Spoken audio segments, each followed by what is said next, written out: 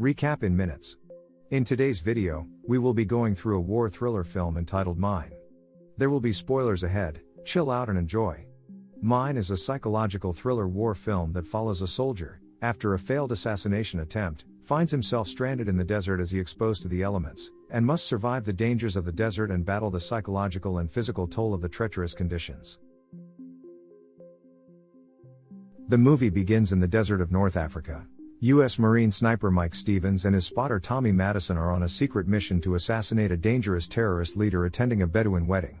Tommy talks about how they have been stuck there for 3 months now, and he tells his friend about not being able to see Jenny, Tommy's lover. Suddenly, several convoys drive along the hot desert. Mike sees them and tells Tommy to contact his superior, Oxen, who gives them the instructions.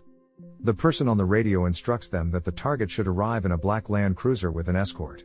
Mike uses his sniper to check on the Land Cruiser that is gray and not black. Tommy tells him that it's still a Land Cruiser. Then Mike notices a group of people walking to a specific destination to meet up with the convoy. The superior gives further instructions as to who the target is. Target is Saeed Asif, 65. Tommy confirms the target is locked. As Mike is about to shoot the target, he sees a woman climb out of a small tent attached to a camel. He realizes that it is a wedding ceremony and hesitates to shoot. Mike doesn't have a clear shot, so Tommy informs Oxen, but they are told to neutralize the target. Mike is still hesitant whether the person he is about to shoot is truly the target. Tommy orders him to shoot the target. He stops and moves his position thereby causing a glare off the sniper scope. One of the enemy's men discovers this and they begin shooting bullets. The 2 U.S. soldiers run away to hide. As they jump down a hill of sand, Tommy breaks his GPS watch. They run and hide in an area while the enemy drives to where they are located. Tommy contacts Oxen to take them out of there. Oxen asks for their new position, but since his GPS is broken, he cannot give their exact coordinates. As the enemies look around, Mike shoots at a cliff to distract them. What are you doing? As the enemies leave, they are warned about a pretty heavy sandstorm coming their way, forcing them to retreat, leaving Mike and Tommy behind. Seeking an immediate evacuation, the two are instructed to find their way to a village where they can be picked up once the sandstorm stops. As they walk through the heat of the desert, Tommy tells Mike that he needs to call his son because he has never missed a schedule calling him. Tommy talks about his son and what they talk about. Mike stays quiet throughout, and Tommy thinks he is probably going to propose to Jenny. Tommy tells him that it's complicated. Oxen informs them that they cannot detect any guerrillas in their area, but once the enemies get their boss back to safety, they will come looking for them. They are instructed of the new extraction location that is far enough from their hideout and sandstorms. Since ground vehicles were not requested for the mission, and halos cannot fly over, the duo will have no choice but to cross the desert. Later, they spot possibly 2 locals crossing through an area of the desert. As another sandstorm is approaching, the wind blows off a sign indicating that the land around it is dangerous. The duo steps down the hill and heads straight. Later, as they are walking, the sign is carried by the wind and flies in front of them, landing close to Mike's foot. Mike picks it up and sees the sign. Tommy reassures that those are signs to keep enemies away from the villages. He concludes that they are close to their destination. Mike dictates that there's roughly 33 million landmines buried in the area. Tommy tells him not to get paranoid. He said that they have 2 options, either turn around and die of dehydration, or proceed to the village which is probably an hour away. Tommy knows that the latter is better, so he proceeds straight forward while Mike follows along. As they take a break, Mike finds a toy soldier on the sand and puts it in his pocket. Tommy is shaking from dehydration and exhaustion. Mike offers his partner his water bottle. Tommy takes a drink from the canister as his hand shakes. Tommy now gets a little energy back from drinking and moves on. Mike follows him slowly and notices footprints on the sand that have a specific direction. Meanwhile, Tommy is facing Mike as he continues to walk backwards as he moves forward. Tommy steps on a landmine, it clicks. Mike calls for Tommy, but it's too late. Mike steps forward and hears a click. Witnessing a strong explosion in front of him, Mike can only hear muffled sounds. He sees Tommy laying on the ground with his legs blown off, screaming in agony. Unable to make another step, Mike begs Tommy to check the radio, but since Tommy is in so much pain, he isn't able to reach it. Mike makes him reach for his front pocket for the morphine.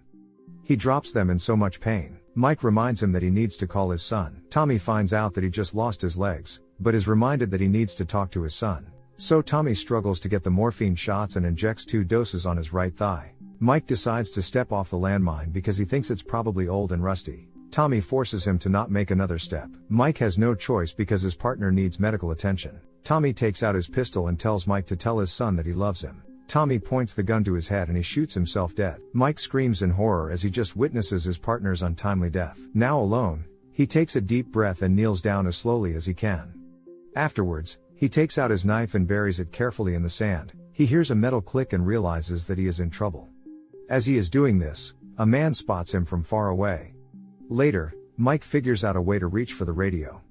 He uses a rope and ties it on a metal weapon. As he kneels, he fails miserably to get the radio bag. So he stands up as slowly as he could and he successfully grabs the bag. Unfortunately, the radio doesn't have any batteries as it is on Tommy's front pockets. So, Mike uses a device that helps the radio recharge via solar power. The radio eventually turns on after hours. Mike tries to contact his superior and informs them that his partner is killed in action and tells them that he is in a critical condition and needs immediate help. When asked what critical status it is, he tells them that he stepped on a landmine.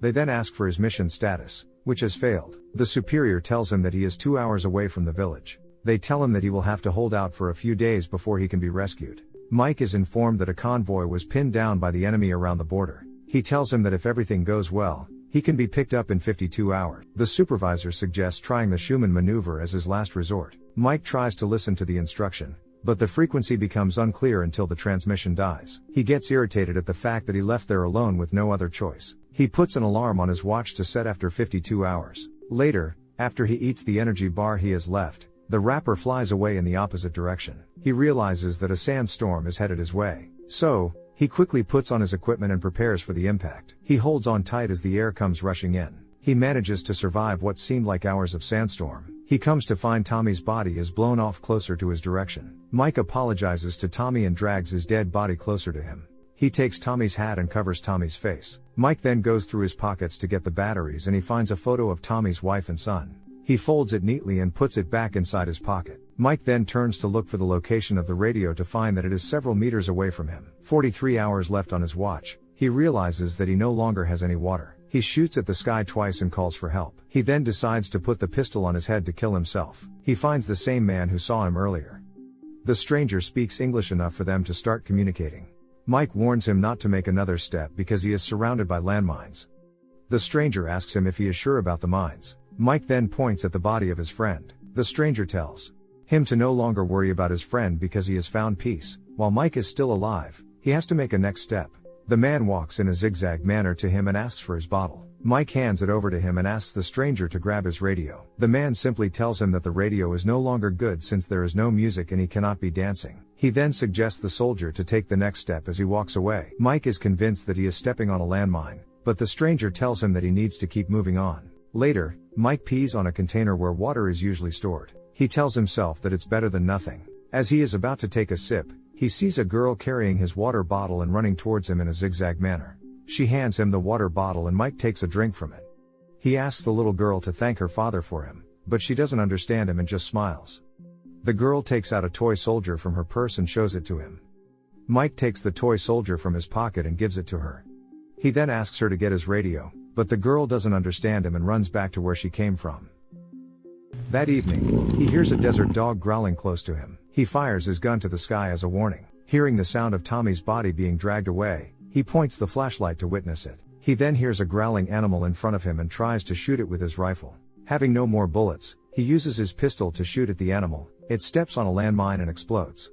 The next day, he wakes up to find the stranger and congratulates him for being a lucky man. The stranger asks for his name and he makes fun of it since Mike doesn't want to take the next step. Mike calls him a Berber, which means free man. He insists that Mike is a lucky man, after surviving night attacks by desert dogs while simultaneously managing to keep his foot still on the same place. Exposed to the harsh environment of the desert, he battles both the psychological and physical tolls of the treacherous situation he is trapped in, recalling memories or imagining appearances of Tommy, his girlfriend, his parents, and moments from when he was a young boy. Mike is visited once again by the Berber. The Berber tells him that long ago, he lost one of his legs as well as his only daughter to a land mine he had intended to take and sell to enemy soldiers. The Berber continues to urge Mike to step off the mine and move forward with life, just like the Berber does. He is happy that his daughter is able to visit Mike in his hallucinations. Sometime later, Mike is attacked by enemy insurgents, who had traced him to his current location. He gets shot on the body. He struggles to grab the flare gun and decides to twist it open. He finds the enemies firing at him from a distance. Mike eventually is able to fight them off. Exhausted and completely dehydrated, Mike then reluctantly decides to accept the Berber's advice, having grown weary of his predicament. He steps off the mine, only for it not to explode. He digs and discovers that what he had assumed to be an explosive was actually just a tin can with a little toy soldier inside of it. He sets off a flare and is finally rescued. The movie ends when he returns to the United States, where he finally reunites with his girlfriend at the airport. After the situation he has been in, he learns to take a step forward and decides to propose to Jenny. He walks up to his lover and kneels down on her. Thanks for watching. Subscribe for more videos like this and to help the channel grow.